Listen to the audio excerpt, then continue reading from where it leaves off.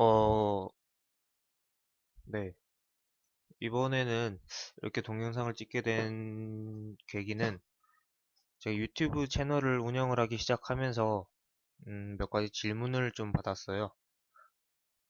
어떤 질문이냐면은 어, 제가 지금 유튜브 채널을 기본 강좌들이랑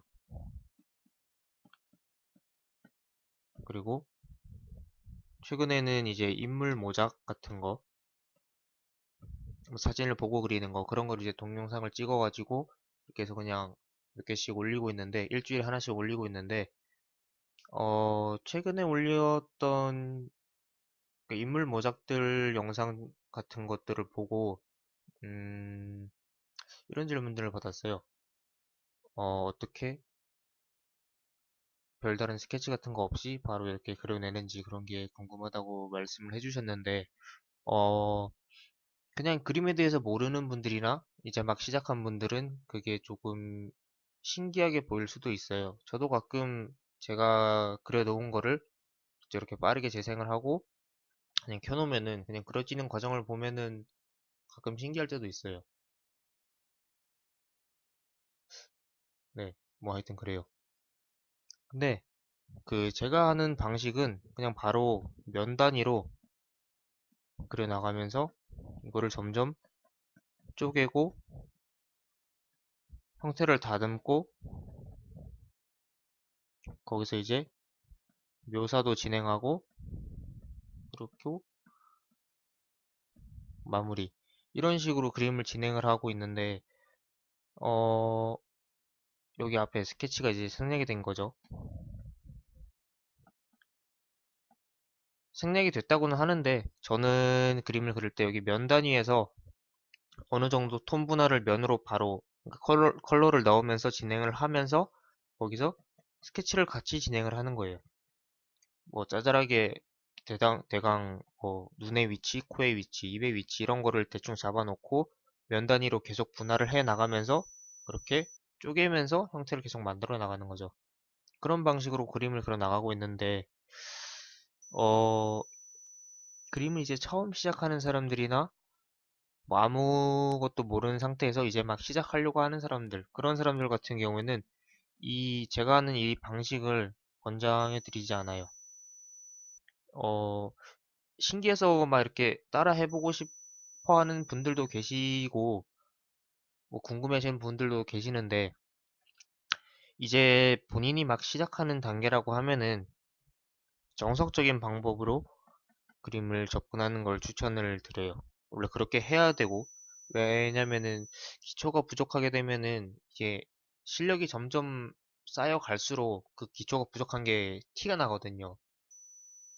또 그러면은 앞으로 돌아가서 다시 공부를 해야 되는데, 테크닉적으로는 내가 그림이 발전을 했는데, 기초가 부족해서 그림이 막 너무 이상하게 보여요. 그렇게 되면은 내가 테크닉이 발달했기 때문에 눈이 좀 높아졌다는 거거든요. 그렇게 된 거는 내가 이만큼 그리는데 다시 기초를 공부하기가 좀 그렇게 마음을 내기가 조금 힘들어지는 게 있기는 하더라고요. 저도 그랬던 부분이 있었어가지고. 그래서 처음에 애초에 그림을 그릴 때, 그림을 배울 때 정석적인 방법으로 그림을 배우는 걸 추천을 드려요. 정석적인 방법이라고 하면은 당연히 미스케치부터 들어가는 방법이겠죠. 뭐 기본 도형으로 시작을 해서 뭐 형태를 잡아 나간다든지 아니면 그냥 바로바로 뭐 눈의 위치 이렇게 잡아 나가고 이걸 기준으로 해서 각각 비율을 정해가지고 그 비율에 맞춰가지고 뭐 코의 위치, 입의 위치 이렇게 대강 눈대중으로 맞춰 나가는 방법이 있겠고 다양한 방법들이 있어요. 근데 그거는 각자 본인들의 실력의 정도에 따라 가지고 어느 정도까지 내가 그려낼 수 있는지 표현해낼 수 있는지 정리를 해낼 수 있는지 그런 정도에 따라 가지고 이게 방법이 달라지는 거니까 그거는 본인이 계속 실력을 쌓아가면서 점차 이제 내 스타일로 적용을 시켜나가면 될 것 같아요. 네.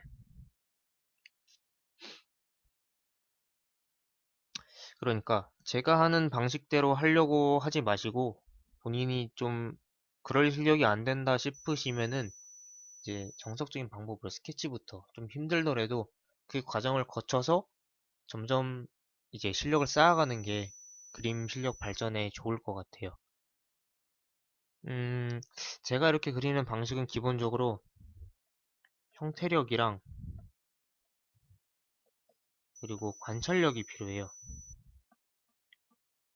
이 관찰력은 내가 어떤 사물이나 뭐 뭔가를 봤을 때, 사람이든 사물이든 봤을 때 그 물체를 정확하게 보는 눈, 정확하게 보는 눈이에요. 사람마다 보는 눈은 같아요. 뭐 어떤 물체를 봤을 때 보고 있을 때는 다 똑같이 봐요. 뭐 의자를 봤을 때 그냥 평면적으로 그릴게요. 이렇게 생긴 의자를 봤는데 뭐 정면에서 봤을 때 누구나 다 똑같이 이렇게 생긴 거를 인지를 할 수 있어요. 뭐 대충 등받이 있고 등받이를 받쳐주는 프레임이 있고 다리가 있고 또 이제 깔고 앉을 그 엉덩이 부분 그쪽 부분이 있고 이런 거를 그냥 보는 순간에는 똑같이 다 인지를 할 수가 있어요. 근데 사람에 따라가서 관찰력에 따라 가지고 또 집중력에 따라 가지고 플러스 집중력 할게요. 관찰력은 집중력이랑 관련이 있는 거거든요. 집중력에 따라 가지고 조금씩 이후의 차이는 있어요. 그 사물을 보고 있다가 이제 안 보면서 어느 정도까지 기억해낼 수 있는지, 어느 정도까지 디테일하게 형태를 잡아낼 수 있는지, 그런 것들이 조금 차이가 나게 돼요. 그래서 이런 것들을 이제 잘 길러 놓으면은 어떤 한 사물을 좀 유의 깊게 지켜보고 그거를 이제 머릿속으로 외우거나 뭐 이미지 트레이닝 해가지고 여러 방면으로 이제 돌려보면서 머릿속에서 돌려보면서 다양한 각도의 형태들을 이제 제가 머릿속으로 상상을 할 수 있게 되죠. 뭐 그렇게까지 되면은 이제 어느 정도 막 투시 같은 거나 이런 것도 공부를 같이 하게 되면은 그림에 대한 이제 좀 정확하게 표현할 수 있는 자신감 같은 게 붙게 돼요. 근데 그 표현이 되려면은 이 형태력이라는 게 필요한데 이 형태력은 진짜 타고난 천재 같은 게 아니면은 계속 꾸준히 많이 그려보는 수밖에 없을 것 같아요. 이거는 내 손이 익히게 하는 거거든요. 머리는 알고 있어도 손이 표현이 안 되면은 아무래도 그림 그리는데 좀 어렵겠죠. 특히나 지금 얘기하고 있는 건 사진 인물 모작 같은 거니까. 사진 인물 모작 같은 경우에는 진짜 정확하게 보는 그 눈이랑 정확하게 표현할 수 있는 그 손이 필요하거든요. 왜냐하면은 사람 같은 경우에는 1mm의 오차가 있어도 전혀 다른 사람이 되어버리니까 진짜 이 형태력이랑 관찰력이 정말 중요한 것 같아요.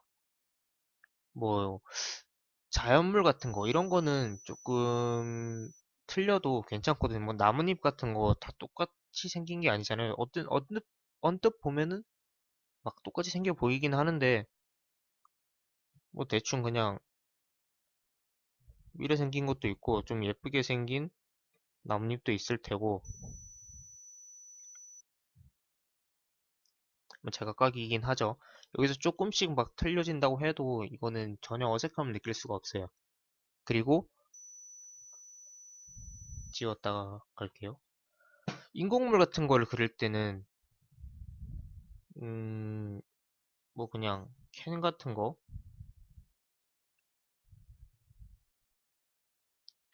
캔 같은 거를 그릴 때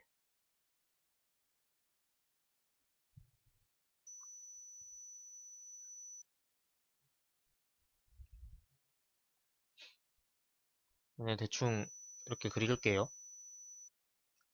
캔 같은 거를 그릴 때는 정확한 형태가 있잖아요. 그거는 기계가 만들어내는 거니까 정확한 형태가 있단 말이에요. 같은 종류의 캔이고 뭐 같은 종류의 음료수고 뭐 그런 거라면은 그 오차가 거의 없죠. 기계가 찍어내는 거기 때문에. 이런 경우 같은 경우에는 그 이 형태를 정확하게 만들어 줄 줄 알아야 이제 좀 어색함이 없겠죠. 뭐 예를 들어 가지고 뭐 이렇게 생긴 캔인데 뭐 여기 조금 한쪽 변이 이렇게 좀 기울어가지고 삐딱해 보인다. 이러면은 캔이 좀 모양이 이상해 보이겠죠? 이런 거는 내가 정확하게 보는 눈이 있어요. 또 이게 형태가 어려운 형태가 아니거든요. 그래서 이거는 관찰력보다는 표현력이 부족한 부분이라고 할 수가 있어요. 그러니까 형태력이 부족하다는 거죠. 네, 형태를 잡아나가는 표현력. 네, 이 형태력이 부족하게 되면은 아무래도 뭔가를 똑같이 그려나가기는 좀 어렵겠죠. 그렇기 때문에 진짜 많이 그려보고 계속 연습해보고 하면서 정확한 형태를 맞춰 나갈 수 있는 그 내 손의 능력을 만들어내야 된다고 생각을 해요. 이거는 디지털 페인팅 뿐만 아니라 우리가 수작업으로 할 때도 마찬가지예요. 저는 수작업으로 그림을 시작했었기 때문에 종이 위에다가 연필로 그림을 그리는 거를 했었거든요. 네, 뭐 여기까지 얘기를 하고 다시 이제 사람 그리는 걸로 넘어와서 뭐 사람은 기본적으로 뭐 전신 인체나 뭐 얼굴 정도로 많이 그림을 그리죠.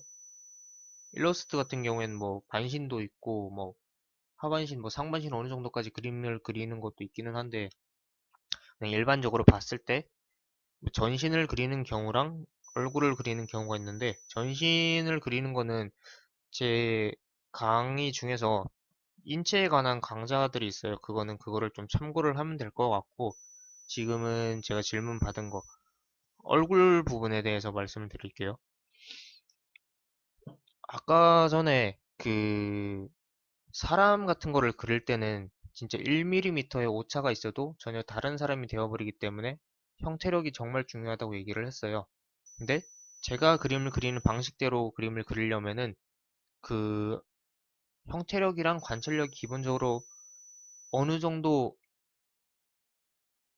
음, 높은 수준에 그러니까 자뻑은 아니고 하여튼 높은 수준의 그런 게 있어야 돼요. 그래야 제가 하는 방식대로 이제 그림을 그려나갈 수 있는 건데 그렇지 않은 경우에는 좀 정석대로 그림을 그려나가는 거를 이제 좀 알려드리고 싶어서 이렇게 영상을 찍게 됐어요. 처음 바로 이제 사람을 그려 나가는 거는 좀 많이 힘들 수가 있어요. 진짜 엄청 많이 그려봐야지 이제 좀 똑같이 그림을 그릴 수 있는 그런 게 되거든요. 그러니까 평소에는 사람 얼굴로 이제 연습을 하기 좀 힘들다고 싶으면은 사물들 가지고 연습을 하세요. 자연물은 뭐 조금씩 틀려도 그게 어색한지 잘 안 느껴지니까 인공물 같은 걸로 뭐 컵이라든지 소화기라든지 뭐 스피커라든지 핸드폰이라든지 뭐 이런 거 가지고 주변에 있는 거 자동차도 어려워요. 형태 그리기가.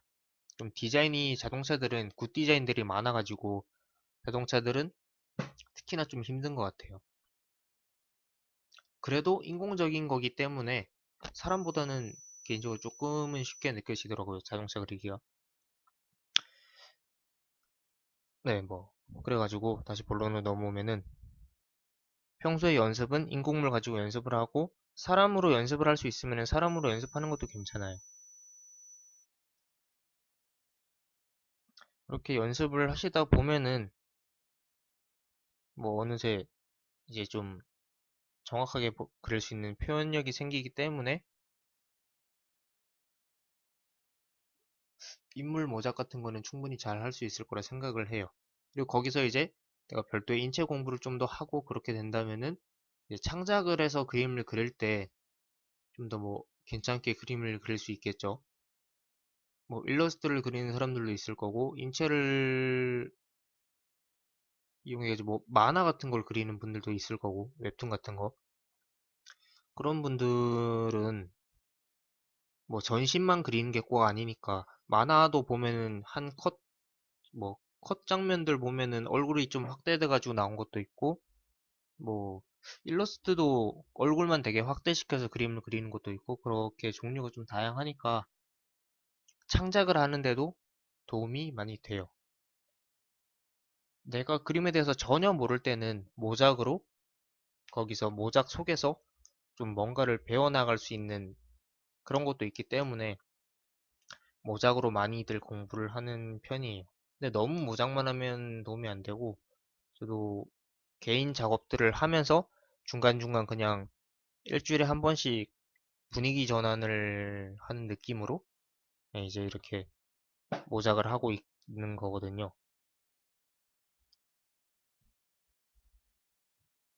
네, 뭐 그런 식으로 연습을 하시면 될 것 같아요.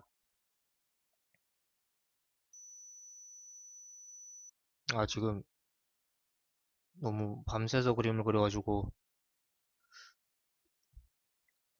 횡설수설하고 있는 것 같은데 좀 이해 좀 해주세요.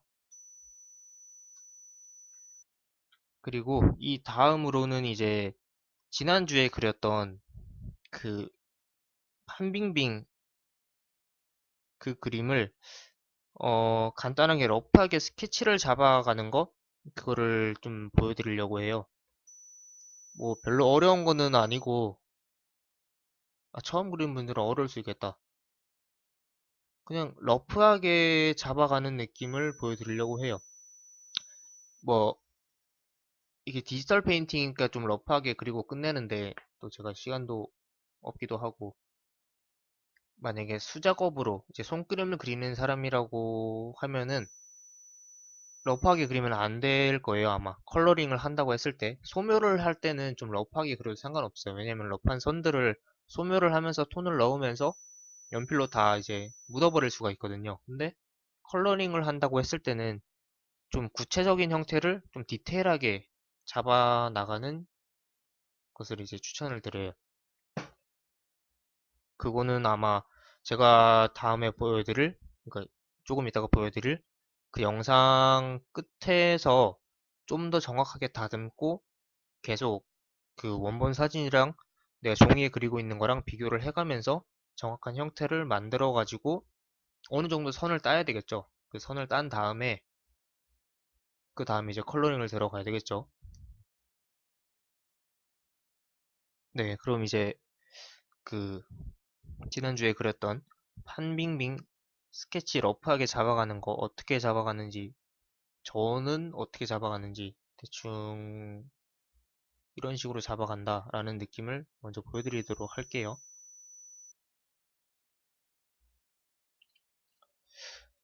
네, 그 이제 제 지금 보이시는 창 옆에다가 제가 지난주에 보고 그렸던 판빙빙 사진을 켜놨어요.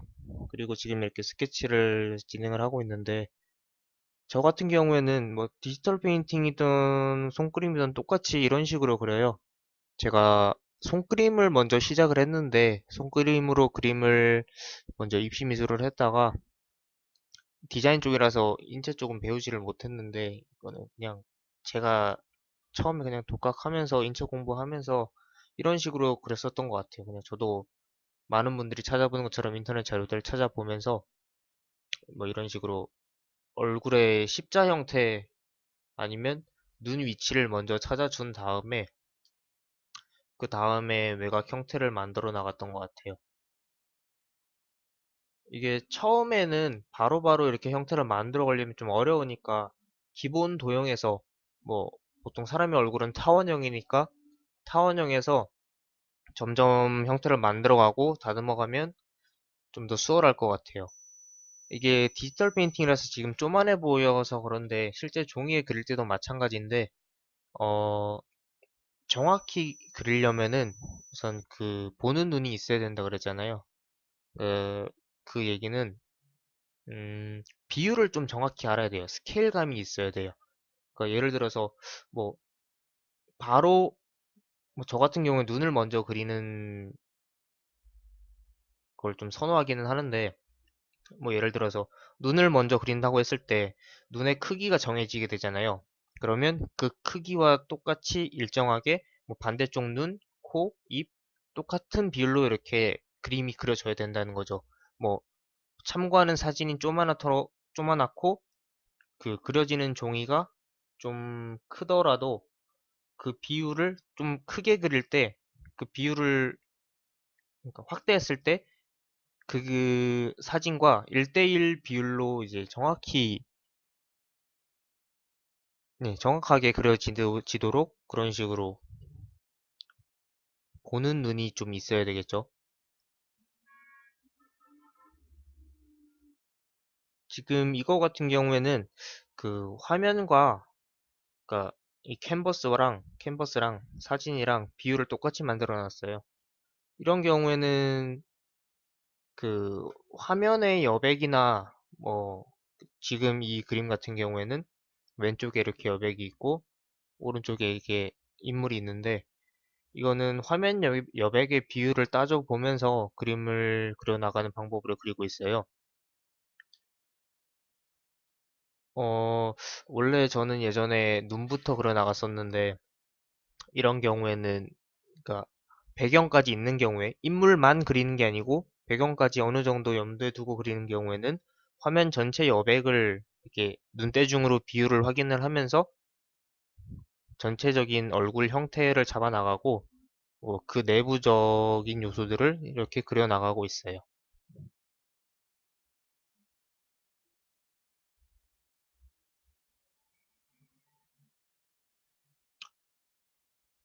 네. 뭐 대충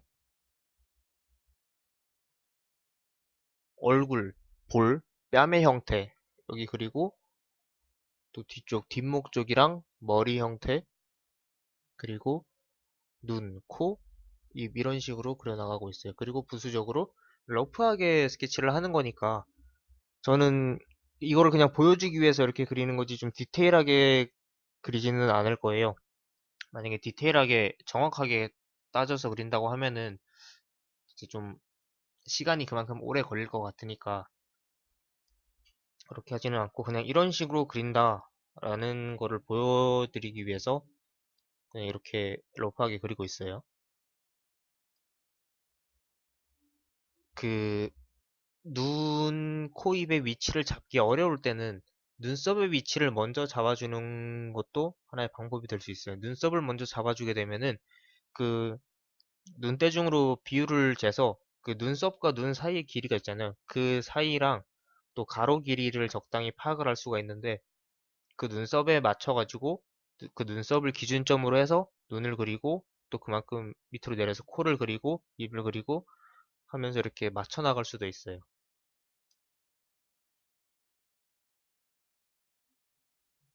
어, 지금 그리는 방법은 바로 좀 이렇게 인체에 곡선이 들어간 게 아니라 약간 좀 직선적인 표현을 해서 대략적인 위치들을 먼저 잡아 나가고 있는 방식으로 그리고 있어요.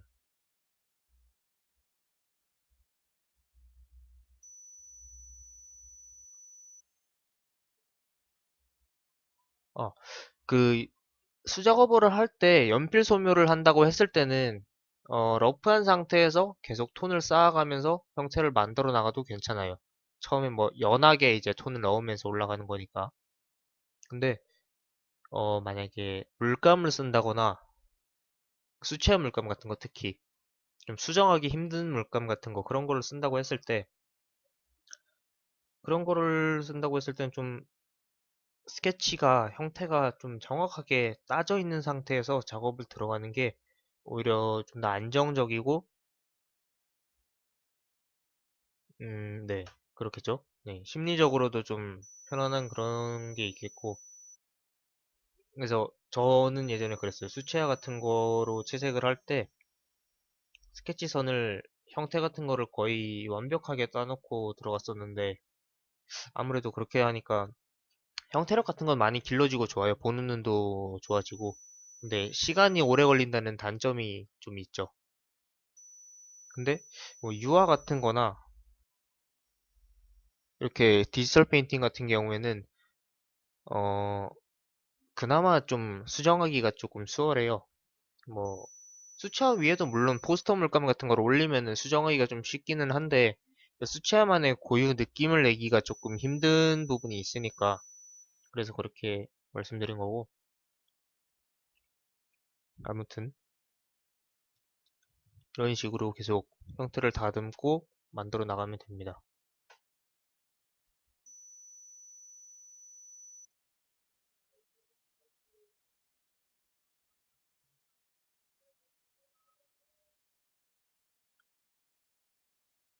지금 머리 장식이랑 저기 이마에서 머리가 이렇게 심어져 있는 부분이랑 뭐 귀 부분이랑 지금 목 두께도 조금 굵어 보이긴 하는데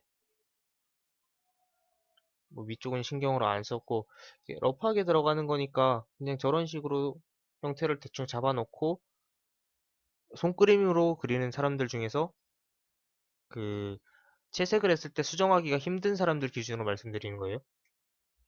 이렇게 러프하게 잡아놓은 상태에서 점점 이제 구체적인 형태를 만들어 나가고 다듬어 나가고 그렇게 하다 보면은 이제 좀 정확한 형태가 나올 거예요.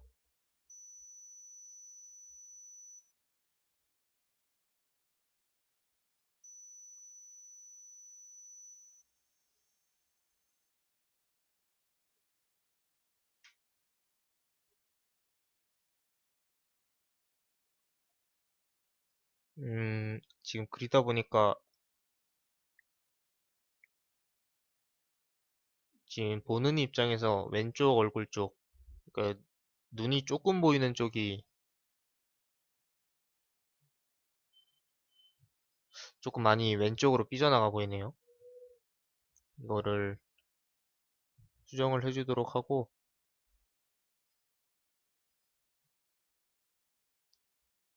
일단은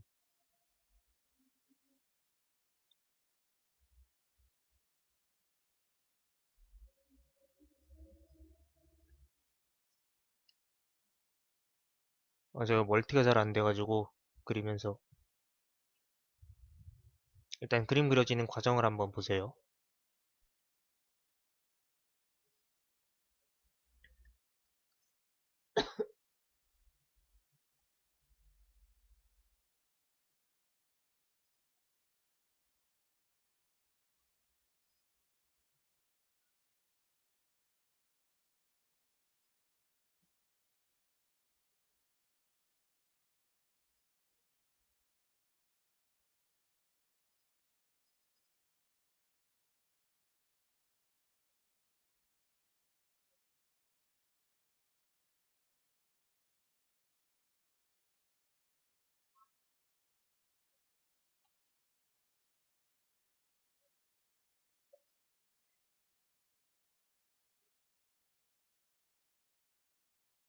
네, 머리 위에 장신구도 그냥 러프하게 대충 뭔가 있다는 것만 이런 식으로 보여주고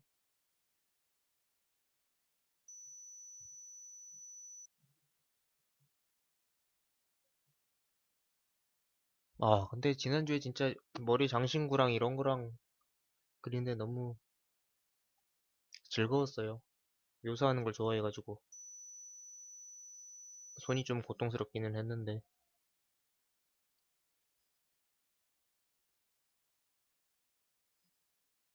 네, 그리고 아까 얘기했던 그 왼쪽 얼굴 부분 조금 형태가 안 맞아가지고 수정을 해줄게요. 이게 수작업을 할 때도 마찬가지예요. 지금 이렇게 러프하게 그린 상태에서 그림이 조금 이상한 것 같다, 비율이 좀 안 맞는 것 같다 싶으면은 그냥 조금씩 지우고, 그러니까 러프하게 그린 상태니까 어차피 채색을 들어갈 때처럼 이 선을 딴 게 아니니까 러프하게 그린 거니까 슬슬 지우면 조금 막 지워져요. 그러니까 슬슬 지우고 조금 이제 수정을 해주고 그러면 되겠죠. 수작업으로 할 때는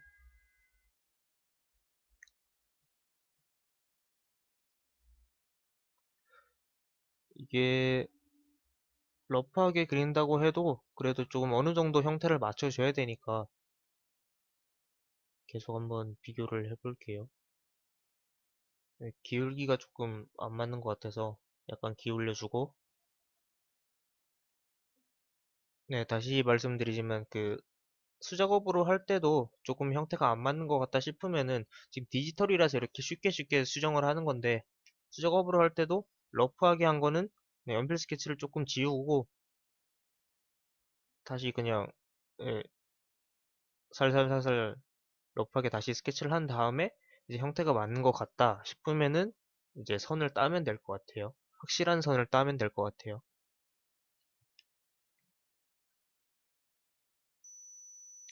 여기까지 한 12분 정도 스케치를 했는데 얼마 안 걸리는 시간 동안 그냥 러프하게 간단히 스케치를 했어요. 이제 원본 사진이랑 한번 비교를 해볼게요. 이제 비교를 하고 그 다음 설명을 드리도록 할게요.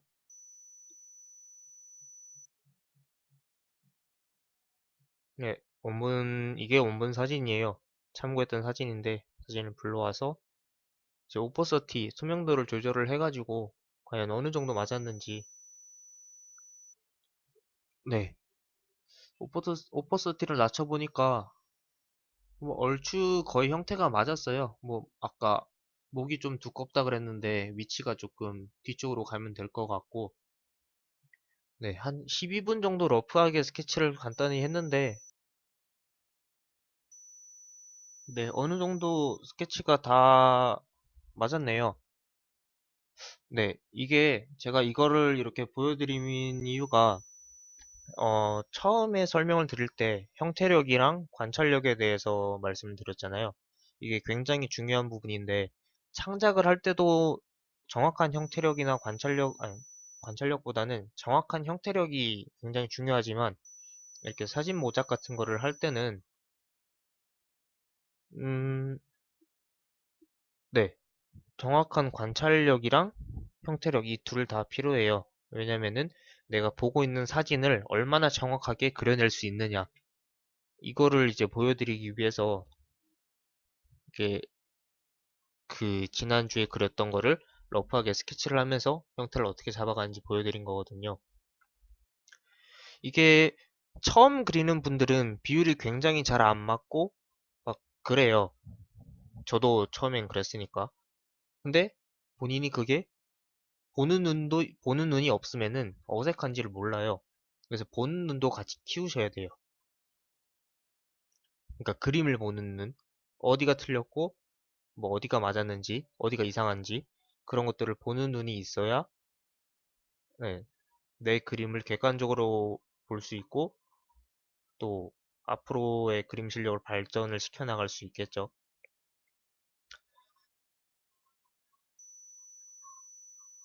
음, 네.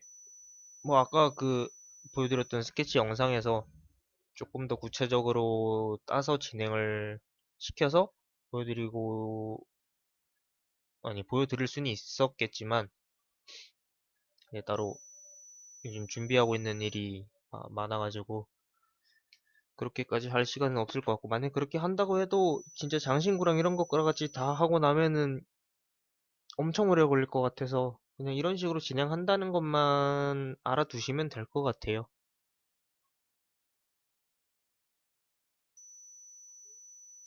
네, 여기서 조금만 더 이제 팁을 드리자면은 관찰력은 그냥 집중력을 가지고 어떤 하나를 꾸준히 계속 이제 관찰을 하다 보면은 관찰력이 늘고, 표현력은 근데 진짜 많이 그려보는 수밖에 없는 것 같아요. 뭐 디지털 페인팅을 하는 분이시더라도 손그림으로 연습장 같은 데다가 진짜 많이 그려보는 수밖에 없는 것 같아요.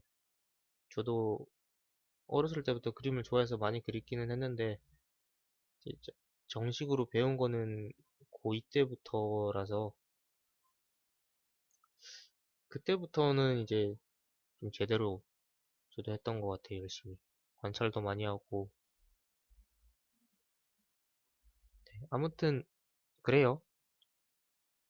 네. 혹시라도 추가적으로 또 궁금한 사항이나 아니면은 굉장히 부족한 실력이긴 하지만 필요한 강좌 같은 게 있으면은 말씀을 해주시면은 이거는 정말 필요할 것 같다 하면은 한번 만들어 보도록 할게요. 네, 그러면 오늘 이번 동영상은 여기서 마치도록 할게요.